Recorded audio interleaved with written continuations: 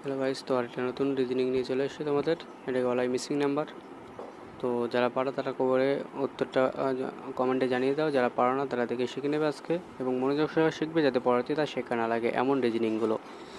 তো তার আগে বলি, যারা ভিডিওটা দেখছো তারা লাইক, শেয়ার এবং সাবস্ক্রাইব অবশ্যই করো, অবশ্যই করে আমার পাশে থেকে, যাতে পরবর্তী মজার মজার রিজনিংগুলো তোমরা শিখতে পারো। এমন ভালো ভালো আরও রিজনিং আছে, তোমরা পাশে থাকা সাপোর্ট করলে আরও রিজনিং নিয়ে আসবো মজার মজার।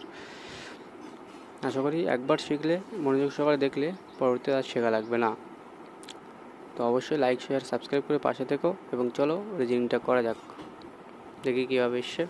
দেখো 25, 37, 49, এখানে অ্যান্সারটা আসবে। তো 25টা কী করে হলো? 5-এর স্কোয়ার করলে কিন্তু 25 হয়, 5 5 25, ঠিক 6, তারপরে 6-6-এর স্কোয়ার করলে 36, কিন্তু এখানে আছে 37, তাহলে 6-এর স্কোয়ার করেছে প্লাস 1 যোগ করেছে, তাহলে হয় 37।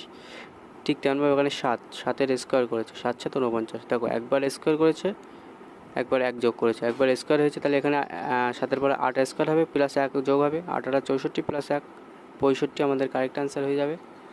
65 আমাদের 8 8 64 প্লাস 1, 65 আমাদের কারেক্ট অ্যান্সার হয়ে যাবে। তো 65 দেখো অপশান বিতে আছে, অপশান বি আমাদের কারেক্ট অ্যান্সার হয়ে যাবে। এই রিজনিংগুলো এভাবে করতে হয়, তোমরা দেখে শিখে নাও এবং লাইক, শেয়ার করে সাবস্ক্রাইব করে অবশ্যই পাশে থাকো।